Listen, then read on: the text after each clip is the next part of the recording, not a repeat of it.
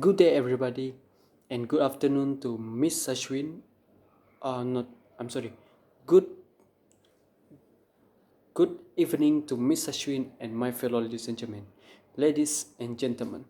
So today in this great days, I've been assigned, a questions. A test that I need to answer the question in this video, and at the same time, I can share the question and not yeah, share the questions, the answers with you guys.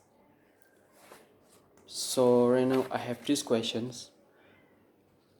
I write it because I scared that I might forget the questions.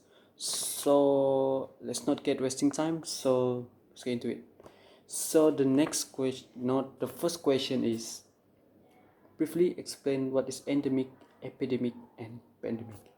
So an endemic is a disease that is born from the country. Like we know right now is coronavirus. Coronavirus is born from the China. It started from the several area, not several area. It's one area. It start from the market. So the disease only happened in that country, but not over or on that country, but only one area. Like coronavirus, it start from the market in China. So the next health terminology we have is endemic. No. We have epidemic. An epidemic is transferred from the endemic. When the endemic become worse, when it increased drastically, it will become epidemic. Epidemic is a disease that affect a large population and community, and also people. Like for the coronavirus, I'm using the coronavirus example because this is the one that related to us, so it will be good example. Like coronavirus, it's happened in market, and it's transferred to the several area and spread from the several area until it become an epidemic. And next we have a pandemic. Pandemic is it also connecting. It's also transfer or spread from the an epidemic when it become worse and it decrease and spread through the countries, and right now it spread to the world countries, to multiple countries over the continents. It spread maybe from the tourists. They bring the disease and go to their home and spread it. So in the same time, they will spread the virus. When we see the pandemic, there's this thing that we can remember about is P. Do you see the P in the pandemic? P, it can be a passport. Passport we use to travel. So the passport, so the disease is transferred from the China, not China, from the where it's born until to the over the world. It's like domination. It's like dominate the world. So yeah, this is for the question one. Now is question two. Give at least two examples each of them. So the example that I can give for number one is endemic malaria that's happened in Africa, and also we have what you call that, malaria, and yeah, we also have Ebola that happened in West Africa. And the next is we have epidemic. Epidemic is like example that I can give is like avian flu that happened in China in 2013 until 2019. And the same year or so, there is a dengue fever outbreak in Singapore that happened in also the same year, 2013. And also the next thing about the pandemic, the things example that we can give, it's really near to us is coronavirus. Yeah, like happen right now. It's happening right now over the world. So, and the next is AIDS. It's also happened in 2020. I mean, right now, it's this year. It's happened in West Africa. So this for question two. Question one and question two, I think I have answered it. So right now I will go through question three. What are the best treatment for influenza? For treatment for the influenza, firstly, the easy thing we can do is get enough sleep. The reason why I'm saying this, the easy things, because when you feel the ill, you just need to sleep. You just need to lay in your body in the bed and sleep. Because for adult, you need to sleep at 6 until 8 hours.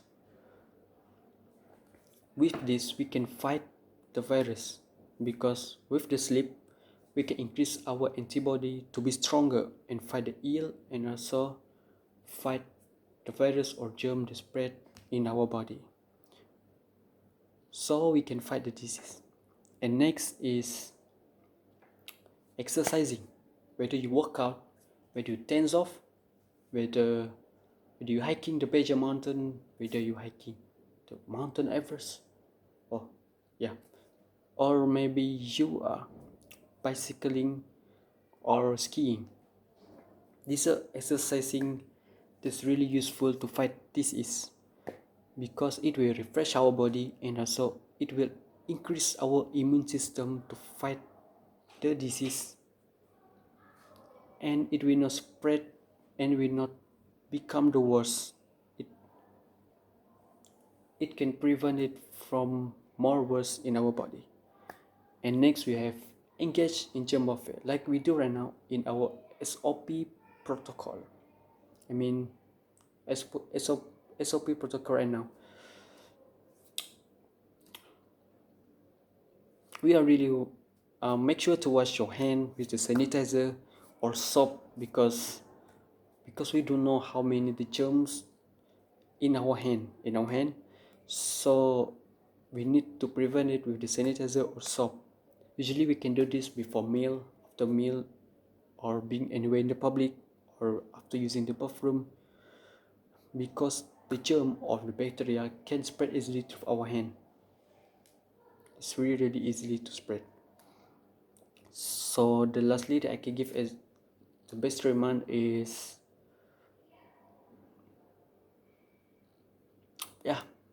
drink plenty of fluid, drink of water.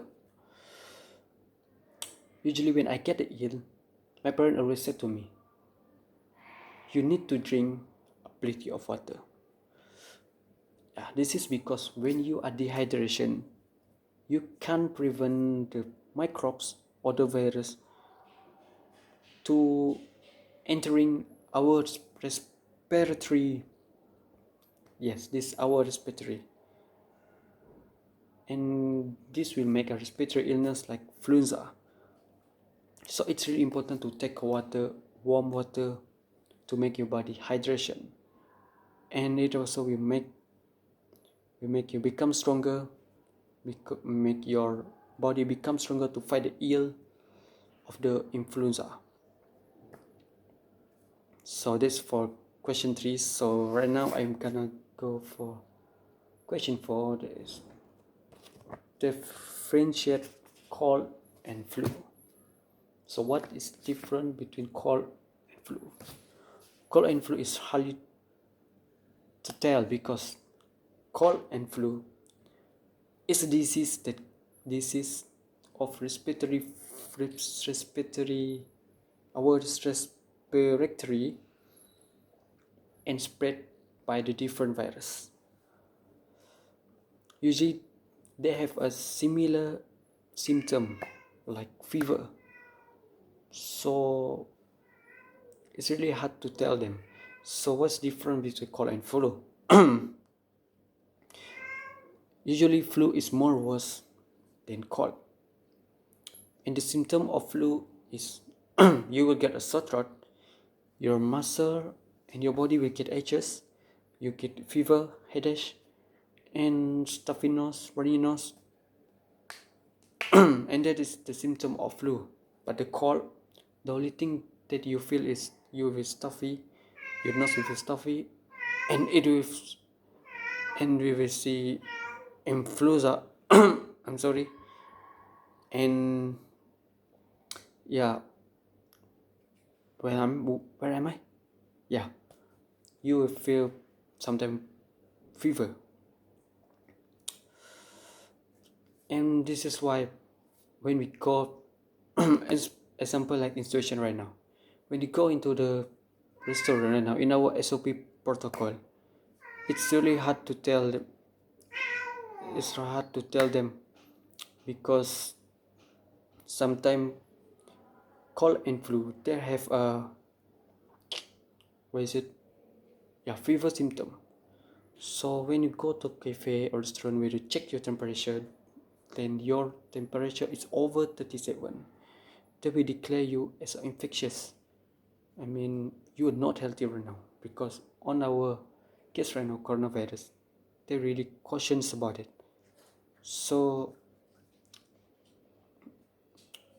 like I said earlier, it's really hard to tell them. So, I think we already have question 4. So before I end this up, I'm gonna give additional information. So for number 1, we have a endemic, we have a endemic, we have a epidemic, and we have a pandemic. This thing is connecting each other. For the endemic, it's born for the country, but for the one area. But when this drastically change will spread over, it will become transfer from the other people to other people, spread the virus from the other people to other people. It will become epidemic because it affect organization or non-organization, people or community.